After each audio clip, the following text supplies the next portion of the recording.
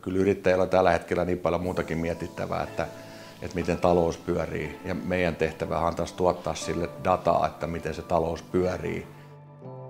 Meidän alahan kehittyy koko ajan hirveätä vauhtia. Esimerkiksi tämä robotiikka, mistä koko ajan puhutaan, niin tämähän on tulossa meille näihin meidän rutiineihin hyvin aktiivisesti mukaan. Meillähän on tässä toiminta pikkasen poikkeavaa. Tämä meidän henkilökunta niin on erittäin kokenutta, on liiketoimintakokemusta ja sitten meillä vielä tämä pitkä historia niin sanotusta digitaalisuudesta. Niin voi melkein sanoa, että ollaan yksi parhaiten siinä puolella perillä olevista asioista.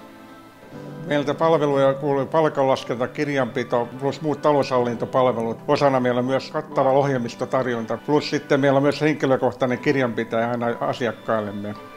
Ydinosaaminen on olla yrityksen niin kuin yksi kumppani, eli olla tässä yrittäjälle yksi lisäkäsi päätöksentekoon ja tämmöiseen niin kuin määrätietoiseen etenemiseen.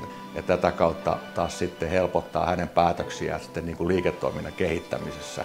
Yhtiön taloustilanne sekä tulevaisuuden kehitys riippuu paljon osaavan tilitoimiston osaamisesta.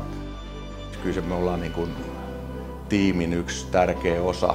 Kirjanpitäjän rooli on kyllä tässä 25 vuoden muuttunut huomattavasti. Enemmän konsultaation päin tulee menemään myös jatkossa ja robotiikka tulee koko ajan mukaan tähän ohjelmistokehitykseen. Miksi uudet asiakkaat tulee meille? Niin kyllä se on se osaaminen.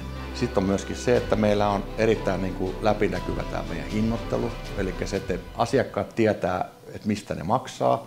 Ja sitten on myöskin se, että meiltä saa vastinetta rahoille. Se on varma. Me hoidetaan ne asiat jämptisti ajallaan. Kasvua on ollut vuosien sanossa melko hyvin ja asiakastyytyväisyytemme on korkea.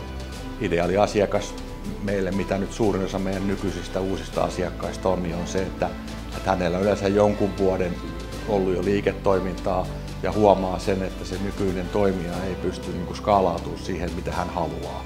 Esimerkkinä tämä IT-konsulttifirma, niin alkuaikoina 2010 tuli asiakkaan, nyt on 30 miljoonaa per yritys liikevaihto. Ja me ollaan niin proaktiivisesti ollut mukana kehittämässä liiketoimintaa heille.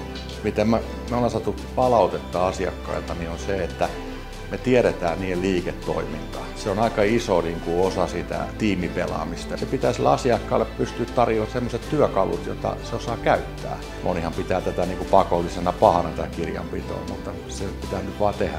Sekä meillä on myös ammattitaitoinen henkilökunta, joka auttaa aina yrittäjän ongelmissa. Olennainen asia on se, että tulkaa meille asiakkaaksi. Se on ehkä tärkein juttu. Ja sitten me pystytään näyttämään omilla tekemisillä se, että ollaanko me sen arvoisia.